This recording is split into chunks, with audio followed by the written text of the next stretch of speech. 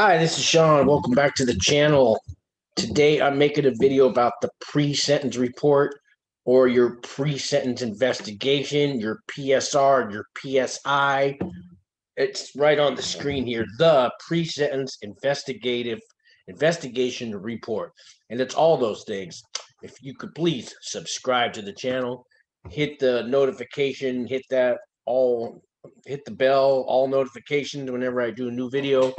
uh, you'll be notified. I appreciate it, guys. So I did a 52-month sentence for wire fraud. I went to a federal prison camp in Florence, Colorado, and I didn't do the whole 52 months in prison. I got out early, and one of the ways was the Rdap program. That's Residential Drug Abuse Program.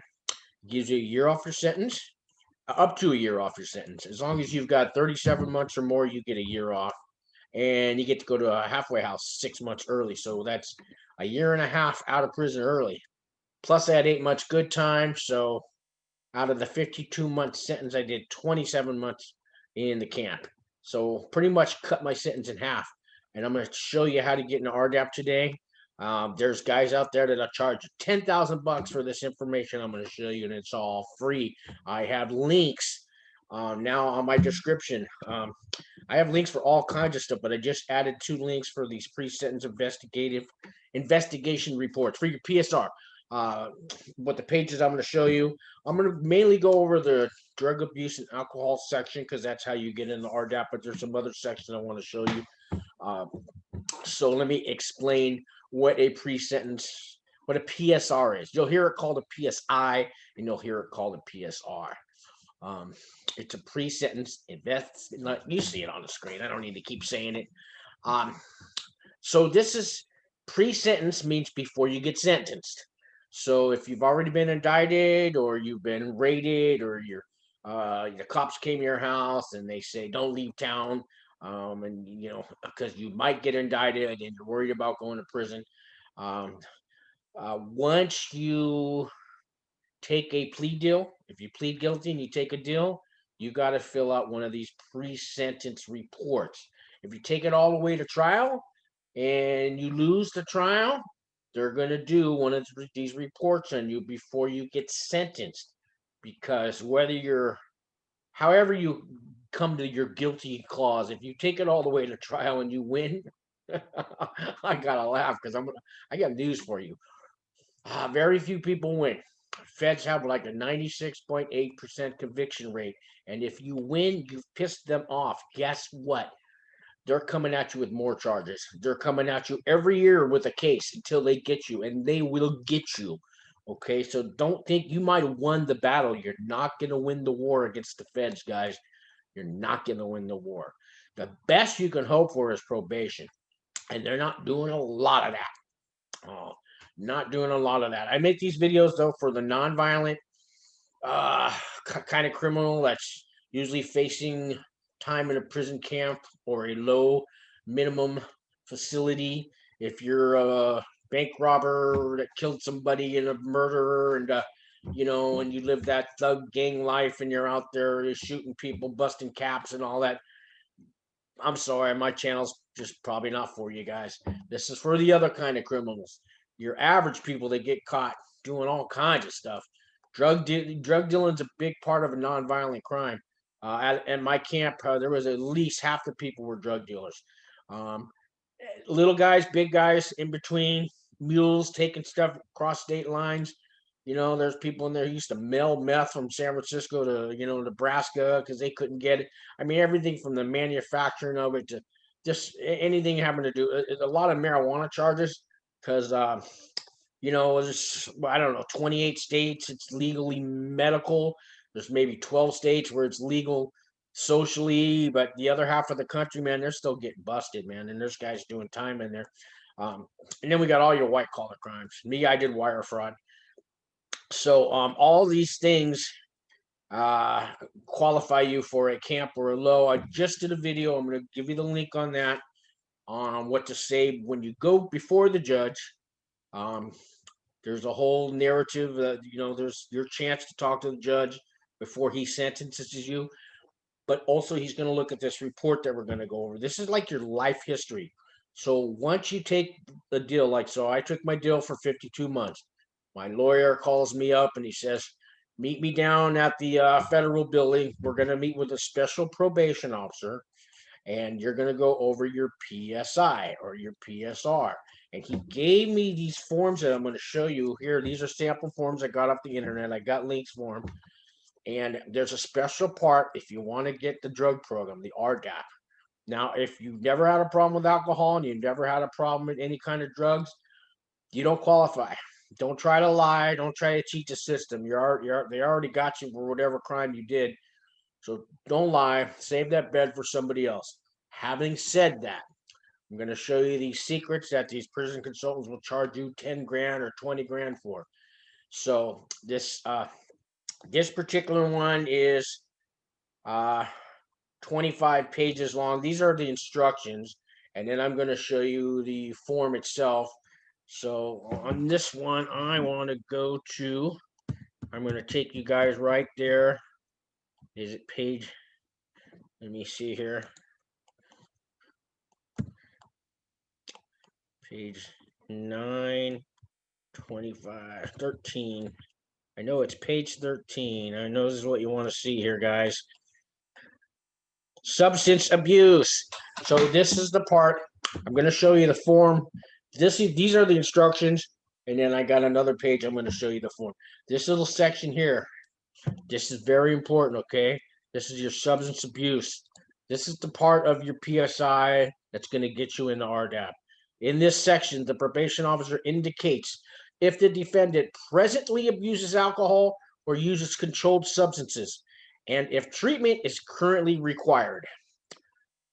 So that means it's treatment currently required. So let's say I'm 56 years old and I had a big crack problem in the 80s. And I did, a couple treatment programs, and I haven't touched crack since 1990. I probably don't need a treatment program. I need to show them that I've been doing drugs and alcohol up until the time that I got arrested or I got indicted. It's supposed to be up to 12 months before.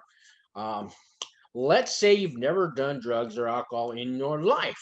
You get caught, you get indicted, you're on pretrial now, and you want to get into this Rdap program because now you started drinking because you're scared to go to prison. You're doing drugs and everything. Guess what? It's too late. You have to show that you had a problem before they caught you. If you get they'll let you in the program, right? And they'll help you get off the alcohol and drugs, but they're not going to give you the time off. So you have to have had this before. And I'm going to go over, there's a couple ways to document that through a therapist or a doctor, psychologist, and that they'll pay for, pretrial will pay for. And when I get to that next little section, I'll show you. Just when I finish reading this, identification of the specific substances used and the pattern of use is frequently important for the development of an appropriate sentence or treatment strategy. Since there is frequently a correlation between alcohol and substance abuse and criminal behavior, any history of alcoholic abuse or substance use, including the results of urinalysis by the pretrial services offices, is also reported. So I came up dirty on pretrial a couple times, and I violated, and that actually, believe it or not, it helped. I had to go do a drug program while I was on pretrial 2 times, and but all this helped me get into Rdap. I didn't know at that time, and don't do what I did, okay? Don't piss dirty thinking I'll do what Sean did. They'll send me to a program because you might piss dirty and they're going to throw you in the county jail or the federal jail, the little detainer center, and you'll be stuck there for 1.5 years waiting for them to sentence you, and they won't give you any credit for the time served because you violated your pretrial. So I got lucky, guys. Don't do what I did, okay? Any prior treatment for abuse of alcohol or controlled substances summarized if available. So they want to know if you've done any programs before. Such information may also be critical in assessing third-party risk or risk to the community or supervising probation officer during community supervision. So in other words, like I just said, if you're giving them dirty tests, they may put you in a federal holding cell. It's like county jail, but it's like federal county jail. Most county jails hold feds and they'll put you in a certain part of their jail. I was in Oakland, which has its own little special federal county jail. So let me show you the form here. So this is it. It's 17 pages long. I think this is out of Nevada, but it's United States District Court, District of Nevada, U.S. Probation Office, pre-sentence interview form. So my lawyer, my court appointed lawyer, because I didn't have any money, and he worked really hard. So he gave me this ahead of time, maybe 2 weeks ahead of time, and gave me 2 weeks to fill it out. And this is your life history. So I'm gonna skip down to the part. I know it's on page 9. So this first part here, they're gonna complete. So it gave me 2 weeks to fill it out, and I had to have it ready. And when I show up, there's a special probation officer that comes out, and you get in a little room, and they're going to go over everything that you filled out. And they're either going to prove it, or they're going to add to it, or they're going to take away, or they're going to say you're lying, this ain't true, you didn't have a problem, you did have a problem. And this is the day it's all settled. And once you finish with this, then it goes to the judge, and this is how the judge is going to judge you before he sentences you. Hence the word pre-sentence. Okay, so this is one of the things that the judge uses to judge you on how much time to give you. Also, the letters that your friends and family and employers and all that can send to the judge can help. People that show up in the courtroom at your sentencing day to speak to the judge in your behalf can help. The things you've done, like feeding homeless, I did some community service and fed homeless and things like that. That helps. Okay, but these are things that normal people do anyway, so not necessarily going to make you an angel, but it definitely can't hurt. It's going to make you look good. And then your time to talk to the judge, your speech, what you're going to say to the judge, that's all going to make a difference into what the judge decides. But this is the report he's going to go by. Also, what the prosecution and the DA have. So there's a lot of factors. But if you want to get that year and a half off, this is the part that these prison consultants will charge you 10 grand for. And let me scroll down, and I think this is on page 13, 9. No, page. Here we go. 9, substance abuse. So this is the big section. All those prison consultants, this is their big secret, guys. This is what they. By the way, this PSI report or this PSR report, if you are on pre-sentence, make sure you ask your lawyer for it ahead of time. Get it now. Get it now. Tell him you want it now. You want it blank one now. You want to fill it out, and maybe get 2 or 3 of them so in case you make a mistake. So it's a couple different sections, as you can see here, guys. So the first thing is your substance abuse. Check if you do not have a history of alcohol or drug abuse and no history of treatment for substance abuse. If you check that box, you're not getting an Rdap. Check if you decline to comment on advice of counsel. You check that box, you're not going to Rdap. So when you get to prison, I don't care if the judge recommended Rdap for you, your lawyer recommended it, the DA recommended it, the mayor of your town wrote you a letter, and everybody's saying you can get into Rdap. You know who makes that decision? So there's a doctor who runs Rdap, a psychologist, a psychiatrist. Ours was Dr. Coulter Rodriguez. She was a lady, and she had the hyphen in her name because she's a modern woman. She got married and kept her name and her husband's name, and she sits you down. And she says, welcome to, Florence Federal Prison Camp. I run Rdap. And she'll have an interview with you, and she'll decide whether you get into Rdap or not.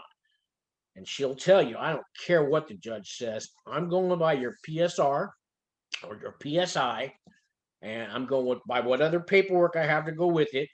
And if it's not in your PSI, you got to come up with something from a doctor or a therapist.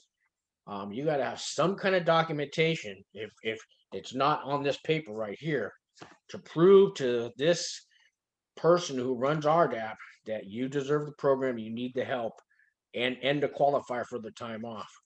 So all those things, recommendations from judges and all that, they help, but the judge doesn't run the prison. Okay, once that judge sentences you and you leave his courtroom, you're in the hands of the BOP now.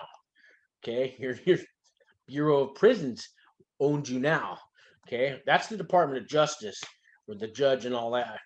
You get sentenced, convicted. Now you're BOP property. So, anyways, you get your section for alcohol here. So, describe your use of controlled substances, dates of use, frequency, and amounts. I remember I kind of went overboard. Told me I drink a bottle of wine every day. I drink a half pint of vodka every day. I didn't do it every day, but I did. I did quite a lot. You know, I think I put down 12 pack of beer every week. Heroin, opiates, I didn't do that. Marijuana, never did. I didn't put it down. Synthetic drugs, even bath salts and spice are on there. Now, cocaine I done, not a lot, because I had switched to meth, so mine was methamphetamine. You know, and I put down here, I was doing it every day. If it was $10 worth a day, it was $10 worth a day. I put it down. They got it. They got a difference between cocaine and crack, and you know, and they're still doing that. And then they give you like 10 times as more time in prison for crack than they do cocaine. I thought they were going to change that. I don't think they've changed it yet. But then you got your LSD, your shrooms, blotter, trip, fly. That's what it says here. Inhalants, whip it, glue, huffing, poppers, air blast, prescription drugs. So any of these things here, you don't have to have done drugs. Alcohol is enough to get you into Rdap. But then here's the section about what is your drug of choice. So I put down crystal meth and I put down alcohol. But it's, you know what, you don't worry about impressing anybody or not impressing anybody. Um, you're already a criminal when you go into prison. So don't be ashamed to put down you did heroin or whatever. This is all going to help you get time off. What drug has caused you the most problems? Well, me, you know, at first it was the crack, then it was the crystal meth, and you know, the alcohol doesn't help. How much money does your drug use cost you? Cost me more than just money. Cost my family, my job, my friends, my loved ones, my pride, my soul. You know, everything was sold to the devil. And you can write that in there. Indicate whether you previously attended outpatient or residential substance abuse treatment. And I had been in a few programs over my life since I was 20 years old, and I put that down there. I put that down, and it shows that I've had a problem. Where and when did you successfully complete the program? Yeah, I did. Have you attended AA or NA 12-step programs? Yes. And so if you're on pretrial, I also went to AA meetings and I got my slip signed. I had a form, you know, pretrial will give you this. If not, they got them online, but they're little forms, and the facilitators of AA meetings will sign it and they'll date it, and it's a little thing for every month. And not something you want to bring to the judge too and say, look, Your Honor, I'm doing my best to stay clean off drugs. I'm going to AA meetings. I'm going to NA meetings. Uh, did you use did your use of drugs or alcohol contribute to your commission of the offense? In what way? So, you know, did I do my wire fraud to support my drug habit? Kind of, kind of. But you know, yeah, when I had drugs was like the number one thing. It was drugs, then pay rent, then buy groceries, and then feed your kids. You know, I mean, it was the number one thing. Did I steal the money just for drugs? I stole it for everything because I just didn't want to work. It was easier to steal money. And that's where it's come down to. I can admit that I was stealing money from the government. Yes, I was filing tax refunds for other people, but it was still stealing. And then describe your participation in substance abuse treatment, drug testing while on bail. So I had to write down there, you know, that I came up dirty a couple of times and I did a program. And then it says, here's very important. Are you interested in receiving substance abuse treatment? Yes. You want to make sure you put yes there, okay? Yes. Check that box. Write a big yes in there. You want substance abuse treatment. That means you want Rdap, okay? That's why I'm going over this for you. And how has your use of drugs impacted your relationship with your family, your friends, your coworkers? Yeah, mine, it took everybody away. Friends, family, bosses, people I work with, nobody wanted nothing to do with the drug addict, especially one that's been indicted and is going to prison. And that's another story. So guys, I hope that really helps. Now I'm going to show you the rest of this form here real quick, this pre-sentence report, because it's going to ask you every place you've ever lived. Um, It's going to ask your family, your social history, all this, your friends. They may call family members, cousins, aunts, mother, daughters. They may talk to your kids. They're going to try to assess you. They want to find out who they're sending to prison, your family history, who raised you, where you were raised, all this that you got to write in. What activities were you involved as youth? And they want to know, were you big in sports? You know, what happened? Why'd you do this crime? Any domestic abuse. Yeah, my father was a wife beater, child beater, beat the hell out of me. All this can, help in your favor. Sometimes the judge says, it's not that judge, oh, poor little kid got beat by his father all his life. The judge didn't do that for me, but it helps them understand maybe why I led the life of crime. And therapists have told me that can help the judge might spiral. They call it a downward spiral. So if you don't, and it's just more about what you do with your time, your leisure time. Where did you work?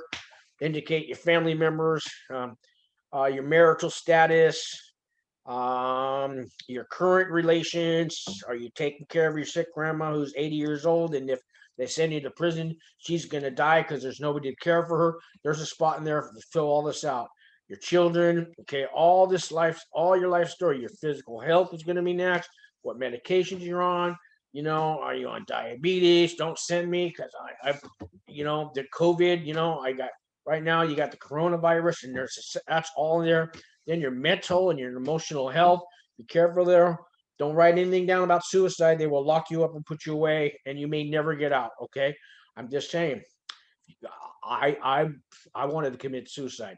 Now I don't anymore. Okay, I did back then. I didn't tell anybody because I knew they would lock me up, and they would lock me up good, and I might never get out.